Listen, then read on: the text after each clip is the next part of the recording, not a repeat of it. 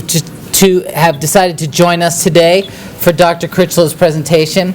Y'all are in for a treat. I think this is going to be fun and enjoyable, and we'll learn a lot. I'm going to read you a little bit about her bio, and then I'll talk personally, and then we'll leave the rest of the time for Dr. Crichlow. I guess I should say who I am. I'm Dr. Jose Rodriguez. I am the Interim Associate Vice President for Health, Equity, and Inclusion here at Health Sciences, and we are delighted to welcome Dr. Crichlow. Dr. Crichlow, like myself, is a family physician. Woo-hoo! Yep. And I found out the other day that we graduated in the same year. We're old. Which, that's right, we're old. Which, for those of you who don't know what year that is, that was 2016.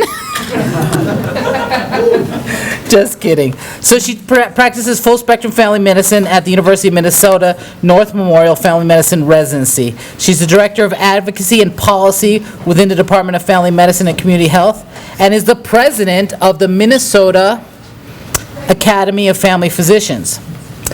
She is also on the board of our academic society, the Society of Teachers of Family Medicine as well. Now, Dr. Crichlow has been a national leader in, I want to call this near-peer mentoring, and I think that's probably the most generic term I could find for it. And we are going to learn about the programs that she's been able to work with and the teams she's established out there at the University of Minnesota. I also want you all to realize that we really want her to come here to live, so let's make her feel really welcome.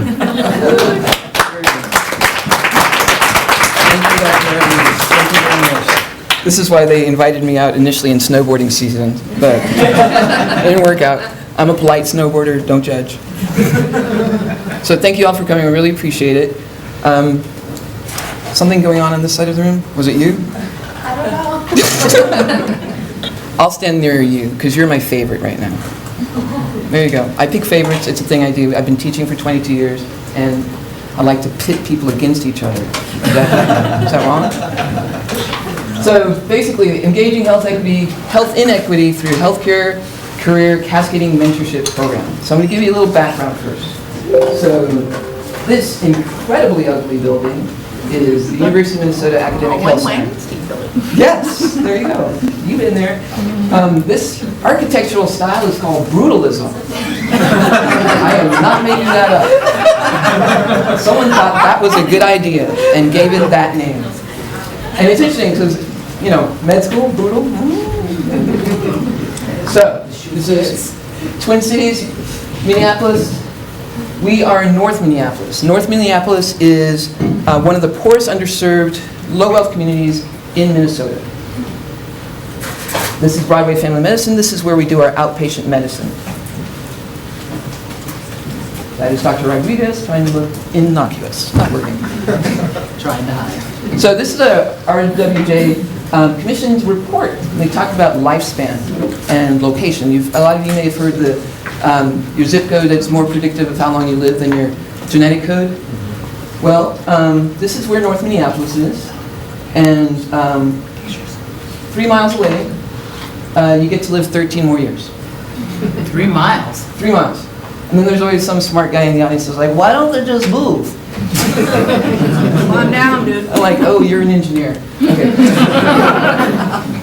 And then there's another smart guy who always is like, well, there's probably not enough doctors or there's really bad doctors here. I work here. I've taught probably 70% of the doctors that work there. We're not population-wise underserved. We're in an under-resourced, low-wealth community. And in under-resourced, low-wealth communities, you do things like, who was that someone last night that said, fight poverty with metformin? Wow. It was one of your docs, brilliant. I gotta remember who she was, but that was good. So this has a lot of things that go into it. And as a family physician, full spectrum, you know, it's everything from prenatal, obstetrics, kids, adolescents, grown-ups, women's health, men's health, old people, everything basic, including obstetrics, everything from prenatal to hospice, and everything in between. And we do our best to do prevention, take care of acute and chronic illnesses, but then we're fighting against, you guys have heard of social determinants of health, right? Well, we got a better way of saying it. Health begins where you live, learn, work, and play. And since health begins where you live, learn, work, and play, about only 20% of healthcare outcomes are based on what we do in the exam room. Doesn't it make you feel powerful going to medical school knowing you're going to impact 20%? Woo, there you go. So if health begins where you live, learn, work, and play, what are the things you can do? Well, we'll see what we can do. So one of the things we asked every kid, and I start literally, I'll talk to a little 6-month-old, because whenever you're talking to a 6-month-old, you're actually talking to their parents. And I was like, what do you want to be when you grow up? That's my indoor voice. And I've asked every kid, since I was working and living I used to live in Red Lodge, Montana, a town about 3,000 people, and then I worked in Billings, and I've asked every kid, we were at FQHC, is where our residency program was, and I was like, I remember I asked this one kid, young, white family, very poor, 16-year-old, brought in by his mom. I was like, hey, what do you want to be when you grow up? Because I was raised in suburbia. That's a totally legit question in suburbia, starting when you're 2, because they want a response. Serious. Yeah. So I was like, what do you want to be when you grow up? And he's like, I'm not sure. I haven't really thought about it. I was in my head, I'm like screaming. I was like, you're 16. There's all this stuff that goes along with it. But the external face, oh, curious. And his mom yells at him, you better find out. I was like, okay, we need to. This is interesting, because one of the things I'm very aware of is that high school graduation is one of the biggest predictors of your longevity. You graduate high school, it adds 10 years to your life. Like 10 years, it's a decade. So we'd ask every kid, we had tons of kids that are like, I want to be a doctor, I want to be a nurse, and I teach in the medical school. This lovely building. I didn't see any kids from North Minneapolis there. I was like, well, this is ridiculous. There's people who want to do this. What's going on? What do we need to be doing in order to help people get to where they need to go? And, I think about myself. I had a very interesting career path. I went to 3 different undergrad institutions, mainly because of financial issues. It wasn't until I received a NIH scholarship at UC Santa Cruz that I was able to complete undergrad. And then I went to medical school. And I had mediocre grades my entire academic career, but I tested very well. And I got into medical school, and I got the best grades of my life in medical school. It wasn't until I was actually in medical school that I got the grades that would have gotten me into medical school. Thank God for tests. Anyway, does anyone know what this is? There you go, Jennifer, winner. Always go for the low-hanging fruit if you can. This is, in fact, a graphic of an airplane. And these are representations of where the bullet holes were. And these are planes, and it's a composite of all the planes that had returned. And this is during World War II. And I believe this was the RAF. And so they did a composite of all the returning planes and made a graphic representing, because they wanted to armor the planes. And when you're arming a plane, you have to take into account that it's a limited resource, because you need to be light. And so you have to choose where to put the armor. And can you think where people are like, where do people think they wanted to put the armor? Around them. Where is it? The cockpit. Cockpit? Yeah, well, the cockpit won't fly you back. That's what you heard. So tons of people were like, well, look at where all the bullet holes are. That's where we need to put the armor. That's where they're getting shot. And the other lady was like, yeah, that's a great idea. That's a great idea. That's a great idea. And then one guy's like, you guys, these are the surviving planes. Oh. We're only examining the survivors. Oh, wow. These are the ones that didn't make it back. This is the most dangerous place. And only one guy saw that.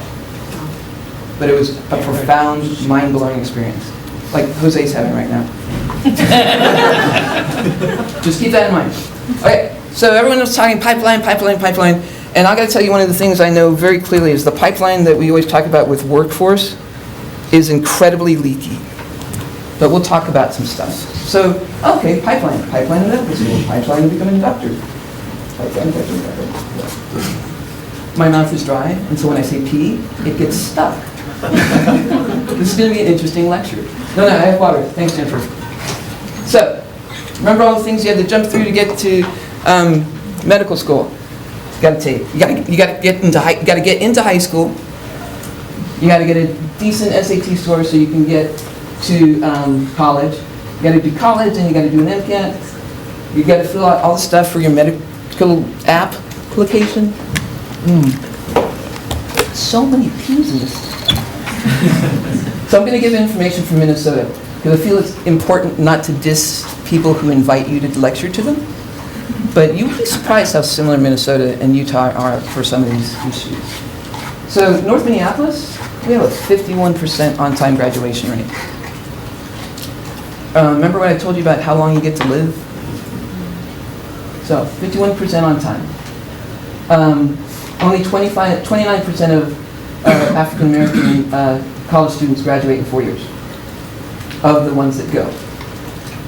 So these are how many African American residents of Minnesota applied to medical school anywhere, and 21 of them got in. And this is a year. This is a full year.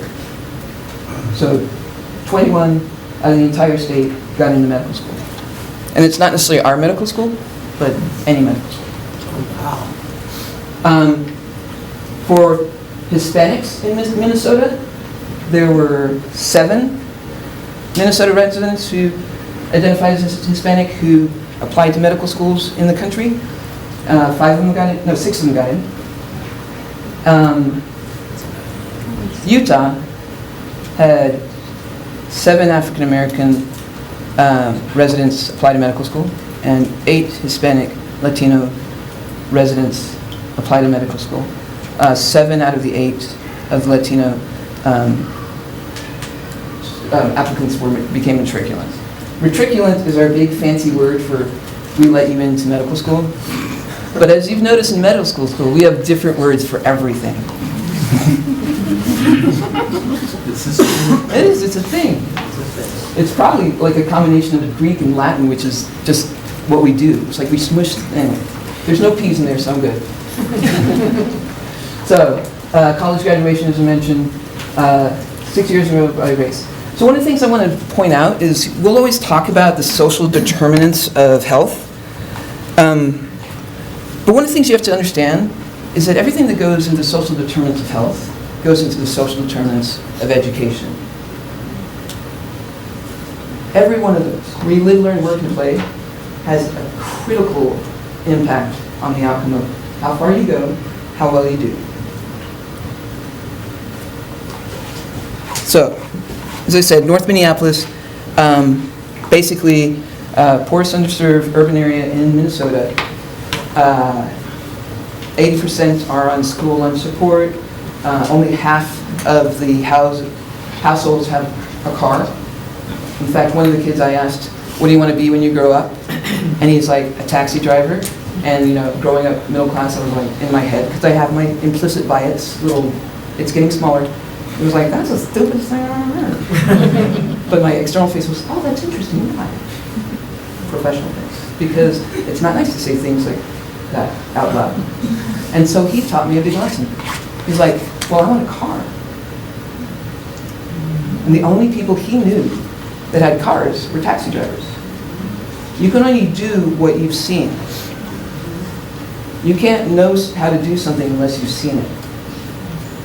So one of the big things we talk about with the ladder is that we want to know the way, we want to show the way, and grow the way.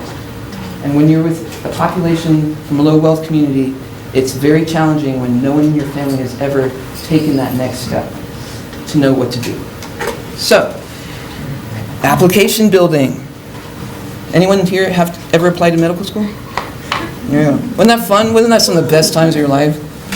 Good time. Good time. So, application building costs time and money. I mean, think about it. You have to be well-rounded. They gave me a list of the things you had to be to get in here. So all of you that made it into the U, guess what? You had good patient experience, research, shadowing, volunteer, leadership, something that begins with an S. Good MCAT scores. I'll find out what the S is and get back to you. But basically, all these things take time and money. I have one of my members of the ladder. Her name's Crichlow. She lets me use her name because she likes me and I asked her nice.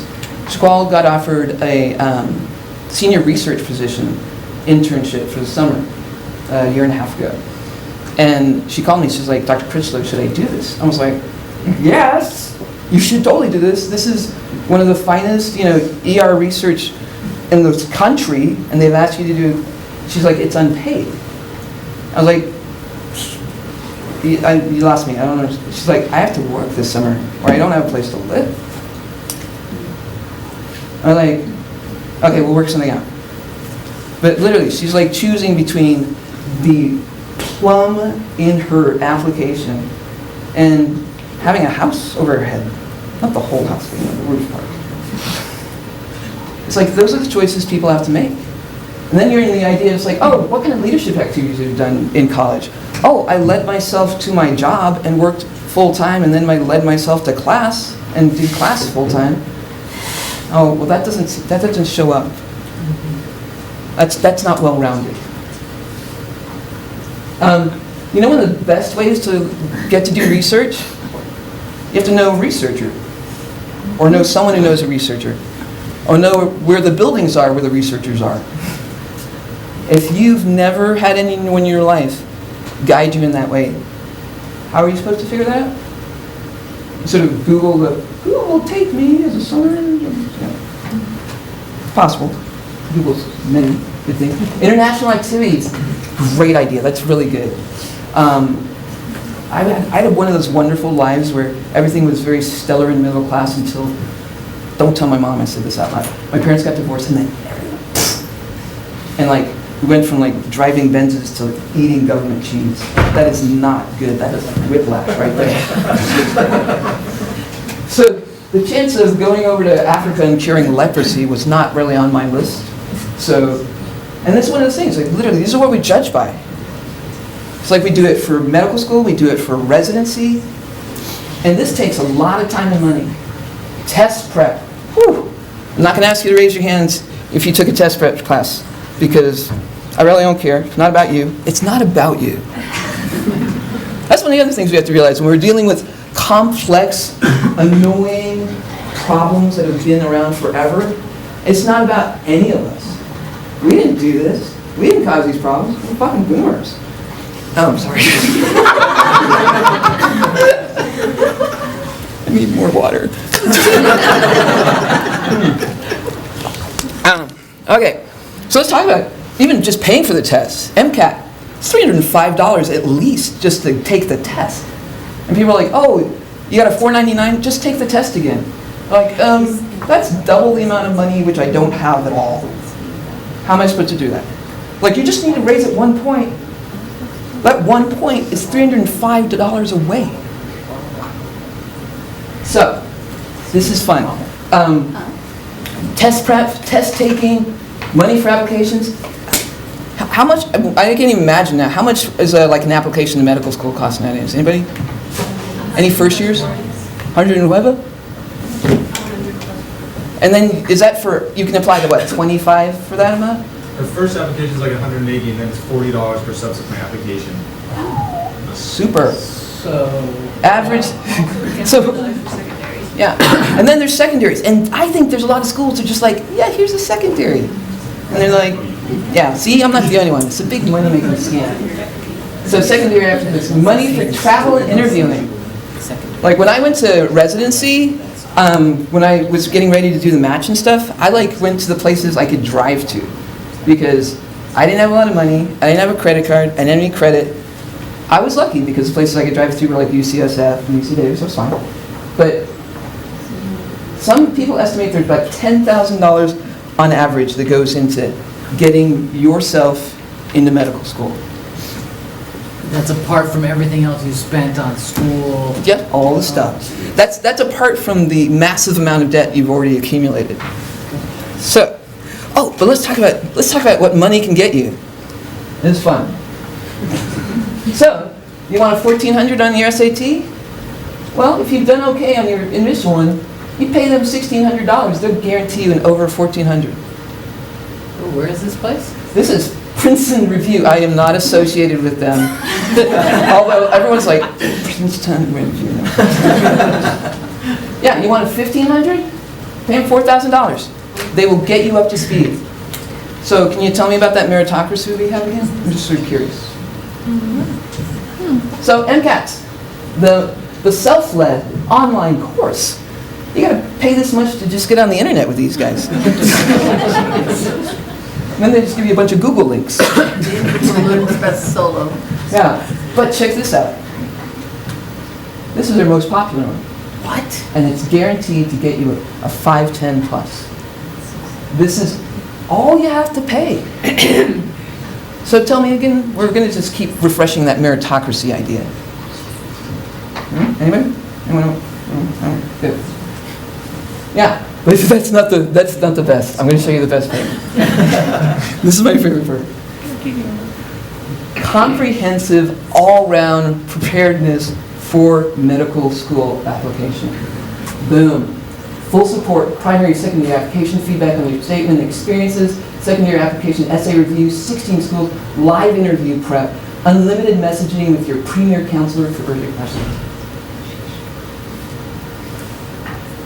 Yeah, that's $8,700. Just curious, how many of y'all have $8,700 laying around? Just laying around, anybody? Yeah. We're gonna hang out. We're totally gonna hang out. You're our new best friend. Call me. Follow me on Twitter. Okay, so let me show you some stuff that's very interesting. Everyone always talks about, how do we get more diverse? And they sound good. Totally sound good.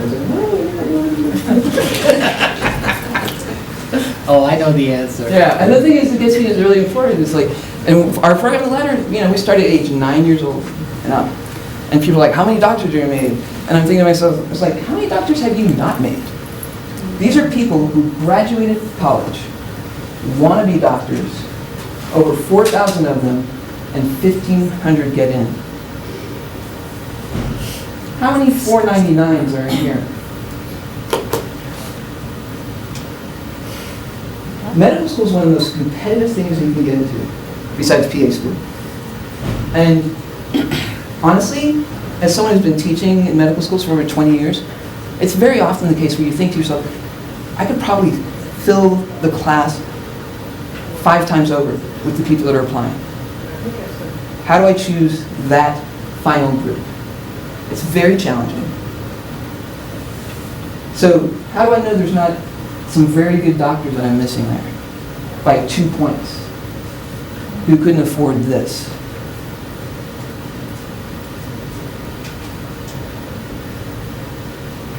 Unfortunately, in our country, one of the things that is very annoying is that social class and wealth is almost directly tied to ethnicity for a large portion of our population.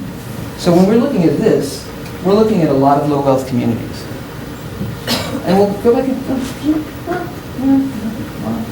Okay, I'm done. We'll go back. Promise. You could buy a car for that. Yeah, thank you! That was in my head! So Jennifer and I, we were like soul sisters. Synaptically linked now. It's that. That's weird.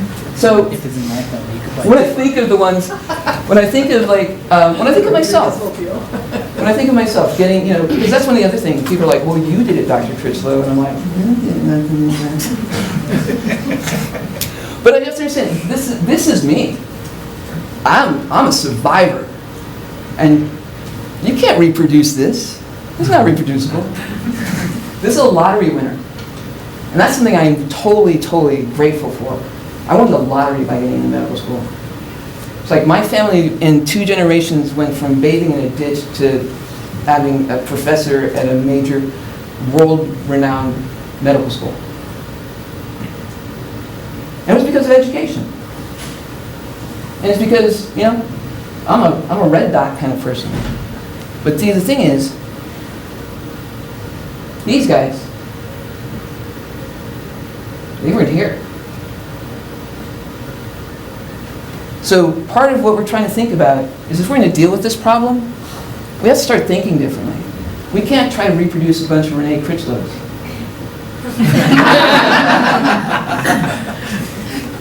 As much as we want.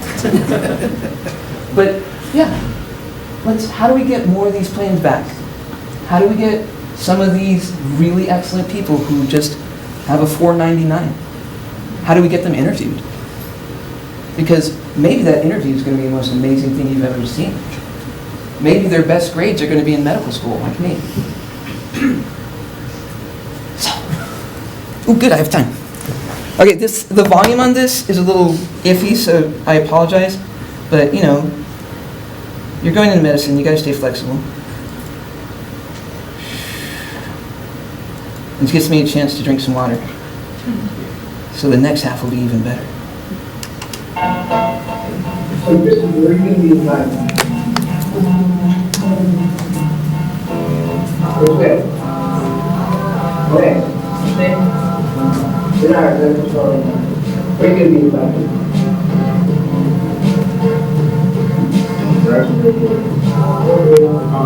Okay, so you'll be over there as well. Okay, Alan, where you going to be invited? Okay, so you're going to be right back here. Dr. Renee Crichlow, University of Minnesota families. Every day we ask, when we see our kids in our clinic, what do you want to be when you grow up? It's one of the first things we ask. And we have tons of kids who say, I want to be nurse, I want to be doctor. And being someone who's also in faculty at the university, at the medical school, I noticed there were a lot of kids what are you going to do in elementary school? It's going to get you ready for middle school. What are you going to do in middle school? It's going to get you ready for high school. In high school, you have to get ready for college. And if someone's not telling you that you have to do that, you don't know. So the ladder helps people get to the next level. What is ladder? Ladder's you. Ladder Society of Medical Scholars, 9 years old now. Every one of us is medical scholars, and we think learning is winning. Learning is winning. And losing is just another chance to learn. Because we're not done. Okay? We're never done. So real briefly, we have a very large immigrant refugee population in the Twin Cities, and we're also the largest population of Hmong people. I was going to say patients, but they're not all patients. And so a lot of the people we serve are either African American, Hmong, or Somali. Hi, I'm Yuchi May, one of the medical students. I come back here because I love the progressive mentorship. I love coming here and meeting people, sharing my experiences, getting to know their experiences, and kind of helping them on their pathway to success. And I wished when I was younger I had something like this going on where I could come in and learn a little bit about medical field, learn a little bit what doctors do, get to talk to them, and as well as talk to some of the high schoolers and see their experiences, as well as some of the people that are in middle school and people in college, and kind of see the whole spectrum. Christopher Allen, I'm 17. One of the things I like about this organization, the ladder, I think the reason why I keep coming is help you push through things and help you accomplish your dreams and hopes in life, which I hope to do. That's why I keep coming. So yeah. My name is Professor Ali. I'm a junior and I go to South High. And what I like about the ladder is it push you if you want to be a doctor, it push you towards somewhere in the medical field, so it's going to help you a lot.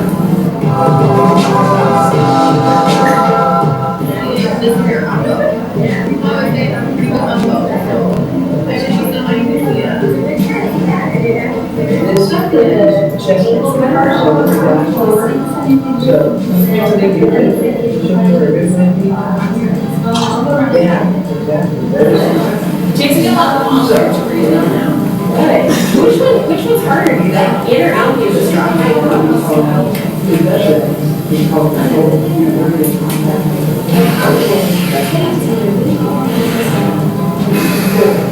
Hear that? Now if I'm, Yes, you really get a change. you hear the difference? So I'm gonna grow it up. How big is it? So what we're gonna do is we're gonna blow into this marker, and as we're gonna blow as hard as you can for, let's say, 1 second. Let's get around.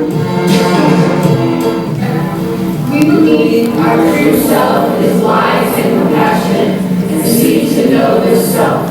We take full responsibility for our choices. We take full responsibility for our actions. We strive each day to appreciate the good in ourselves, our community, and our lives. We are determined to correct any mistakes that we may have made and determined to take right action now and in the future. We embrace the truth that each day we can be the right person and do the right things starting now. We seek to see the best parts of others and speak directly to that being. We seek to see the good in our communities. We seek to serve the positive works in our communities. We seek knowledge and desire to act from wisdom. We will spread by our actions and our lives the principles of a successful community. Lift as you climb, build as you grow. We know we will succeed because we will never give up. This I pledge. Good job, guys. We got fun. We learned something. Who's going back? That's going on our website. Okay, so a little water break was very helpful. Oh, there it is.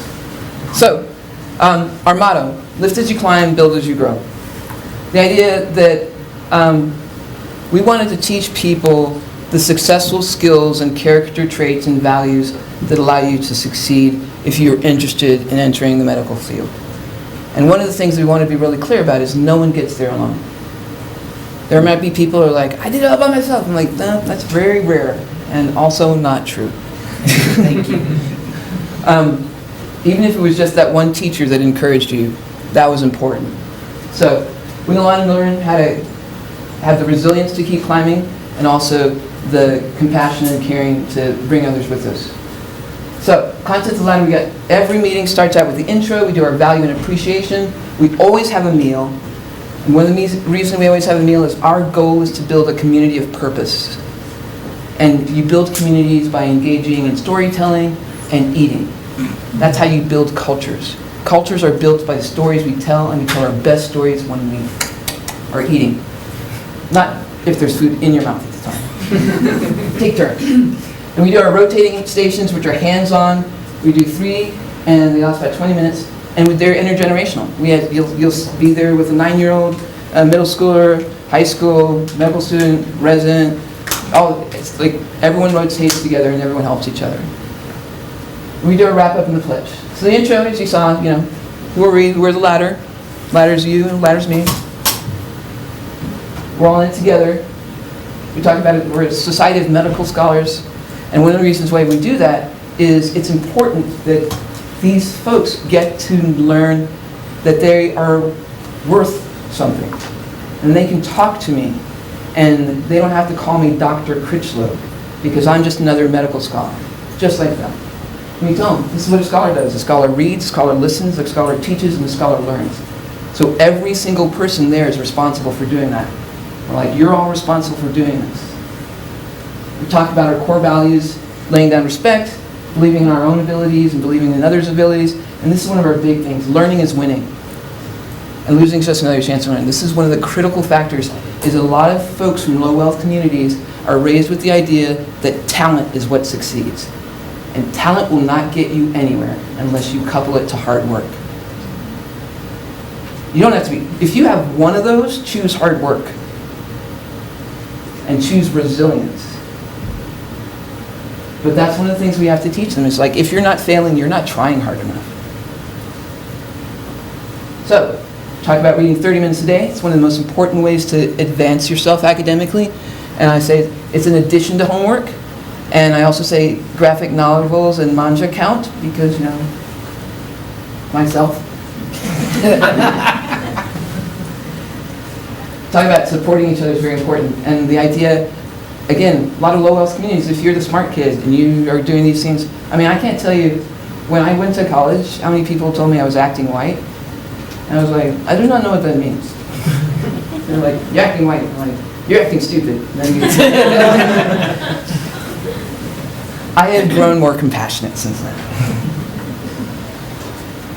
So, service learning, leadership development, cascading, mentorship, and fun. This is important. One of the things that we do is we have the members who are older, the mentors who are older, participate in developing the rotating stations, in organizing the meetings, in recruiting and retaining the various younger members. We have people participating and get responsibility because we want our college students to be building their CVs. We want our medical students to be building their CVs. We want every single one of our mentors at every level to learn how to lead, because leadership is how you make changes.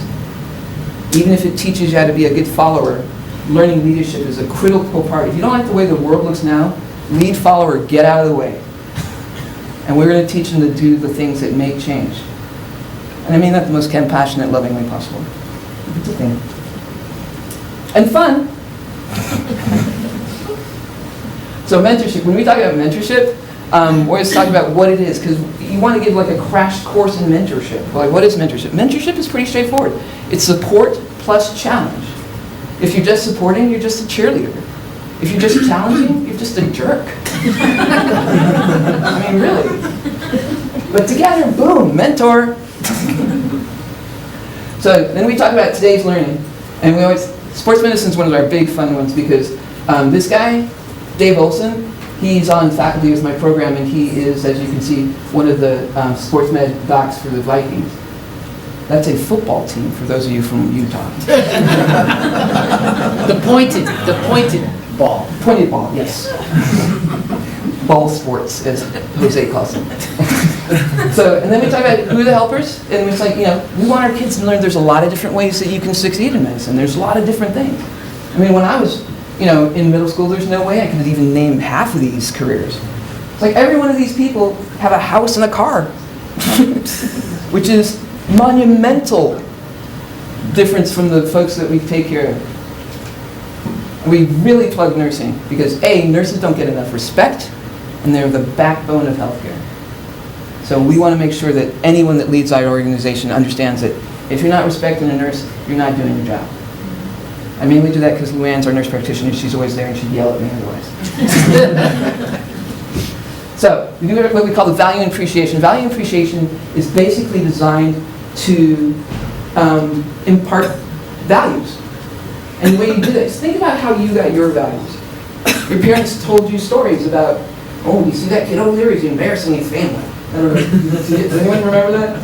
I use that on my kid now. It's a really great technique. Instead of saying, don't do that, you're like, look at how that child is embarrassing his family.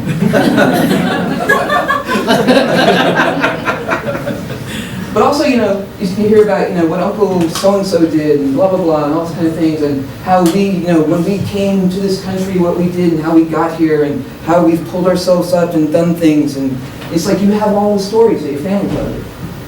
Anyone remember their birth story? Oh, well, that was told to you? Here you are. And it's one of the things I always tell people, you know, I don't have imposter syndrome. Like, whenever I choose one of these things, we'll have to choose one. It's like, failure doesn't mean the game is over. It means try again with experience. As I said, I went to 3 different undergraduate institutions. I learned each time the better way to get money. By the end, I had enough money, and I was done. But I also learned that I had to persevere, because no one was going to give me something unless I showed up and said, hey, that would be really cool. I would like that. And they're like, how much would you like that? I would like that enough to work in a lab 12 hours a day. And they're like, okay, then you can have all the money that we're giving you in this grant. Good. Now I will graduate and go to medical school. But if I didn't show up and ask those kinds of things and persevere, it would never have happened. And so I would tell a story like that. It was like, I get to, at the beginning, growth is painful, change is painful, but nothing is painful as being stuck somewhere you don't belong. In between one of my colleges, I was at Fenway Community Health Center in Boston. I was a phlebotomist. It was a decent job, and all my friends had graduated from college already. I had the best paying job of all of them, and I hadn't graduated yet. And then one day, Dr. David walks in. He goes, you know, Renee, didn't you want to be a doctor at some point? I was like, yeah. He Because someday there's going to be a doctor younger than you that walks in here and tells you something. How are you going to feel about that? I was like, I quit. So we do the value appreciations because this is how we engage in conversations during our eating time. When you saw that sort of the lineup of the ladder, we count off by threes, and then we break into our eating groups. And you choose a quote. You'd be like, I'm medical scholar Jennifer, and I'd like to choose this quote. And then you tell a story from your life that refers to this. And it is incredible for the younger kids to hear that the people that they admire have done things like fail, or questioned themselves, or been scared, and they've still kept going. It's like, and then some of the stories the little kids tell, you're just like heartbroken and just overjoyed that they have that kind of insight. It's beautiful. So, let's teach, client, builders grow. We do our pledge at the end, and you saw it originally. You saw the original, but this one actually also gives you the people that are doing the rotation leading are typically our family medicine residents. So you'll be seeing them doing stuff. And this is a little newer, which means I'm trimmer, so that's always good. Okay. We take full responsibility for our choices. We take full responsibility for our actions. We strive each day to appreciate the good in ourselves, our community, and our lives. We are determined to correct any mistake that we may have made, and we determined to take correct action now and in the future. We embrace the truth that each day we can be the right person and do the right thing starting now. We seek to see the best hearts of others and speak directly to that need. We seek to see the good in our communities. We seek to serve positive works in our communities. We seek knowledge and desire to act with wisdom. We will spread by our actions and our lives the principles of a successful community. Build that incline, build that grow. We know we will succeed because we will never give up. This is our pledge.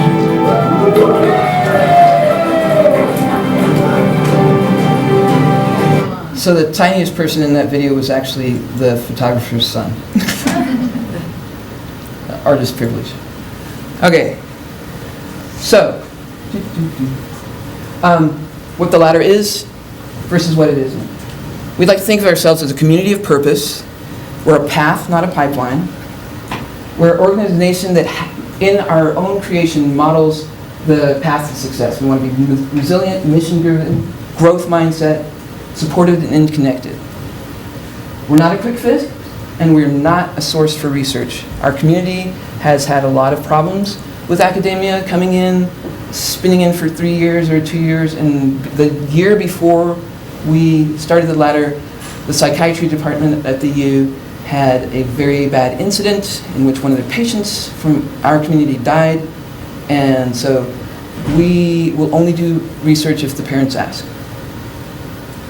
So, long-term commitment, adapt to local conditions. Oh, we have 5 chapters of the ladder now. St. Paul, Wayne State, UW-Madison, and Contra Costa County, and North Minneapolis. Long-term interconnected organization, long-term commitment to low wealth community. Each one, teach one. This is what cascading medicine mentorship is about. Our outcomes? People ask, what's your numbers like? I'm like, let me tell you what my numbers are like. Our members are all mentors. Everyone knows the path. There's a growth mindset, and you see it develop in these kids. It's amazing. Especially when they like correct someone, they're like, no, it's okay, you can do that. I love that. Understand, no one succeeds alone. Each member and mentor can model living a life of purpose by participating and building a community purpose. Our purpose is to help each other succeed and help our community succeed. So these are, I think, some of my favorite outcomes that we have is from undergrad and medical students of color who really attribute the ladder to the reason that they even stayed in Minnesota. Why attend the ladder? I think the biggest reason is to be a part of the ladder is to representation as well as support.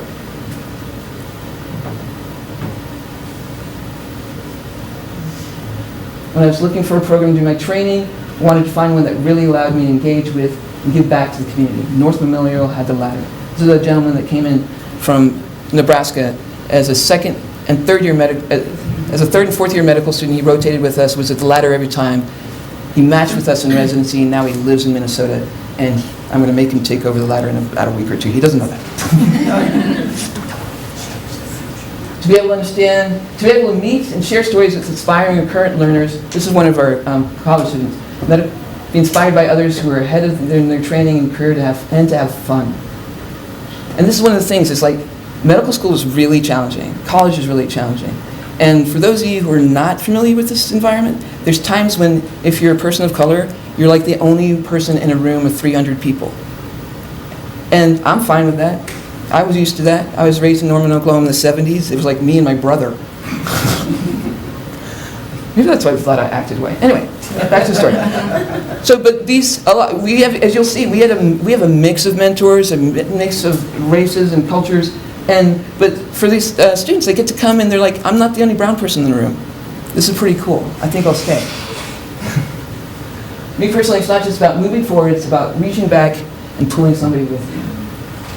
And when you're like working your butt off and you're like, don't know if it's doing any good, and then you help someone, even just a little bit, that can change your life. It's a wonderful feeling. And especially when it's someone that's younger than you who feels inspired by you just showing up. I mean, that's pretty cool. So, further outcomes.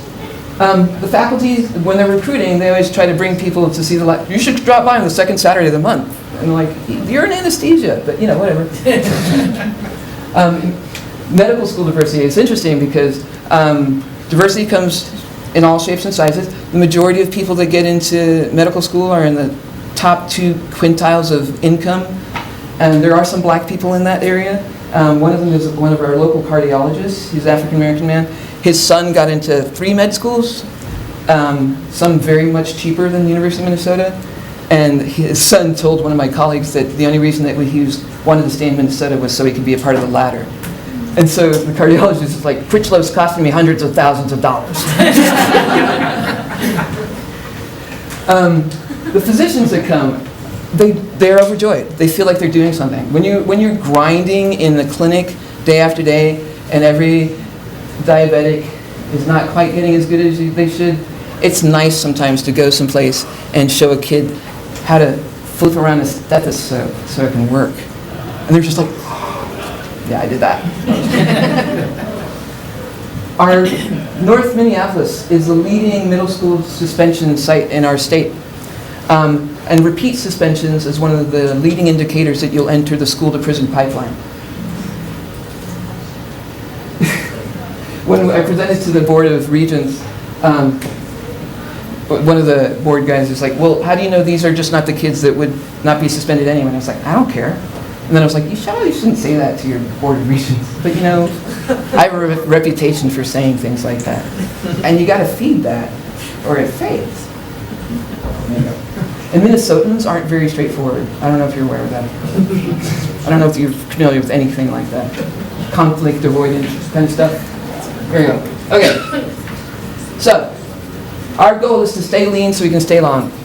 Literally, we run our organization on like $100, $120 a month. And this is one of my favorite stats. For the cost of imprisoning one youth for 1 year, we can run a single chapter for 33 years. 30 years. Boom. So, when I talk about using a cascading mentorship organization as a healthcare intervention to address healthcare inequity, I mean, think about it. We keep these kids interested in education. Maybe they don't become a doctor, but if they graduate high school, that adds 10 years to their life. Has anyone heard of Lipitor or Torvastatin? Statin drugs, you know how much time they add to your life? 0.67 years. Wow. This is one of the most powerful healthcare interventions that you can think of. So, lift as you climb, build as you grow. Our biggest goal is to make sure that everyone there knows that they are valuable and that they have a purpose and that they're responsible for helping other people and that it's okay to fall down because you can get up again and sometimes we'll help you get up again. I've had kids come, it's like, I got this on a test, or the PSATs always come with the PSATs, I'm like, I'm like, that's pretty good. You can do better. This is Christopher. He was the kid that was talking in the thing. He was our first attendee at our first meeting. We had 20 adults and one little black kid. But keep that in mind, Christopher, remember that name. Our med students love it. Everyone gets involved. We like the idea of being a community of purpose, because I got to tell you something. Pipelines, a real pipeline, like the ones, my dad was a petroleum engineer, so like an actual oil pipeline, any pipeline is ridiculously expensive. And it's always leaking, no matter how good you are. Communities build themselves. So we want to build a community of purpose. This is one of my favorite poems. I'm going to end pretty soon. So there's a thread you follow. It goes among the things that change, but it doesn't change. People wonder about what you're pursuing. You have to explain about the thread, but it's hard to find, and it's hard for others to see. While you hold it, you cannot get lost. Tragedies happen, people get hurt or die, you suffer and get old. Nothing you can do can stop time's unfolding. You don't ever let go of the thread. It's called The Way It Is. It's by this guy, I think William Stafford. I really would wish he would call it purpose, because to me, this is what purpose is, and this is what purpose does. 44% of our medical students that participate actually go into family medicine. We are a state, see, boom, family. When I say family, you say medicine. Family? Medicine. So, this is Anthony. He's been participating at the ladder since he was a freshman in college. And Alan, who you saw in the lineup, and then Mrs. Normal, she's a non-traditional student, started working with us 3 years ago. They are all now third-year medical students. This is Dr. Minerva Nathan, MD, PhD, Dr. Lonzel Ramsey, suave and debonair. This is me with my hair pulled back, no one recognizes me. Dr. Zio Kocha. Every single one of these residents came to our residency program because they wanted to be a part of the ladder. This is Christopher now. Christopher started as a freshman in college at Decorah in Luther College. He got a massive scholarship. I have to look up to him now. This is Dr. Lonzel Ramsey. As I said, he started with us when he was a third-year medical student, moved to our state to be a part of the ladder. And this is James. James is the age Christopher was when he started. And he's crazy photogenic. So, this is what I call the ladder in one picture, and this is my final slide. This is what I think is really important, is people understand, it's like, why do we do this, why do we do this? It's because sometimes you have to do the challenging thing in order to do the right thing. Sometimes you have to build something that, takes 7, 8, 9, 10 years to maybe get a kid into college. You know how much money people paid for the amount of money people paid for one of those college tests, prep? That's how much we spent getting Christopher into Luther College. It took us 7 years, but we got a lot of good lunches out of it. So this is Dr. Melvin Nansen, as I mentioned, MD, PhD. This is Peter. He's now a pediatrician. He liked it because it was alliterative. Peter, pediatrician. He's a bow tie guy now. That's how you know you're a pediatrician. This was when he was a fourth-year medical student. This is Chapal. She's currently pursuing her postbac, and applying to medical school. This is Amara. She's 10. And this is one of the most beautiful things I think I've ever seen. This is on our OB day, and this patient here is Dr. Nanton's continuity patient that she asked to come. And I want you to look at the trust that's in that person's eyes. This is why we build a ladder. It's because low-wealth communities need these kind of experiences. And it gives us something to do every second Saturday. So, thank you very much.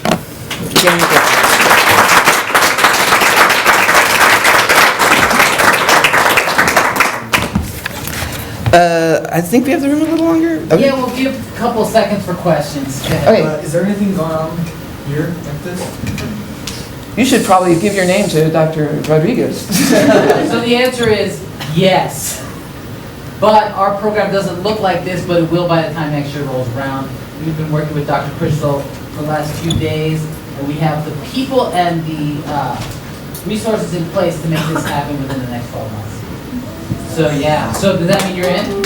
Yeah. All right, so get more. We're going to need more of you guys from the med school and from all the other health profession schools to help out with this. Anybody else? So then, with this program, how do we just get in contact with you? How do we sign up to be a part of it? Okay, so getting in contact with me is always a bad idea. Guillermo, raise your hand.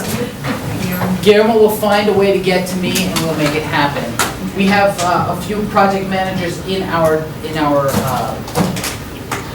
office, and some of them, I think they'll all be working together on this because this affects every bit of what we do.